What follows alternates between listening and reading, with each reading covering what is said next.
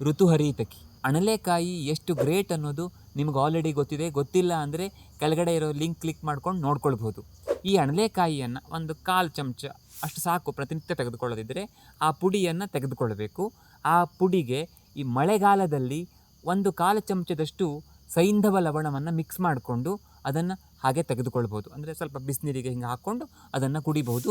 ಖಾಲಿ ಹೊಟ್ಟೆಯಲ್ಲೇ ಆಗಬೇಕು ಅಂತಿಲ್ಲ, ದಿನದಲ್ಲಿ ಒಮ್ಮೆ ಯಾವ ಸಮಯದಲ್ಲೂ ತೆಗೆದುಕೊಳ್ಬೋದು. ಇನ್ನು ಮಳೆಗಾಲ ಮುಗಿದ ನಂತರ ಚಳಿಗಾಲ ಶುರುವಾಗುವ ಮಧ್ಯದ ಆ ಸಮಯದಲ್ಲಿ ಒಂದು ಸ್ವಲ್ಪ ಸೆಕೆ ಇರುತ್ತಲ್ಲ, ಒಂಚೂರು ಆ ಕಡೆ ಚಳಿಗಾಲವೂ ಅಲ್ಲ ಮಳೆಗಾಲವೂ ಅಲ್ಲ, ಆ ಸಂದರ್ಭದಲ್ಲಿ ನಾವು ಅಣಲೆಕಾಯಿಗೆ ಶುದ್ಧ ಸಕ್ಕರೆ, ಅಂದರೆ ಈ ಮಾಮೂಲಿ ಸಕ್ಕರೆ ಅಲ್ಲ, ಆರ್ಗ್ಯಾನಿಕ್ ಅಥವಾ ಬ್ರೌನ್ ಶುಗರ್ ಅಂತ ಹೇಳ್ತೀವಲ್ಲ, ಆ ನಿಜವಾದ ಸಕ್ಕರೆಯನ್ನು ಹಾಕ್ಕೊಂಡು ತೆಗೆದುಕೊಳ್ಬೇಕು. ಇನ್ನು ಚಳಿಗಾಲದ ಮೊದಲ ಅವಧಿ ಇದೆಯಲ್ಲ, ಆ ಸಮಯದಲ್ಲಿ ನಾವು ಅದಕ್ಕೆ ಶುಂಠಿ ಪುಡಿಯನ್ನು ಹಾಕ್ಕೊಂಡು ತೆಗೆದುಕೊಳ್ಬೇಕು. ಇದು 1/4 ಚಮಚ, ಅದು 1/4 ಚಮಚ.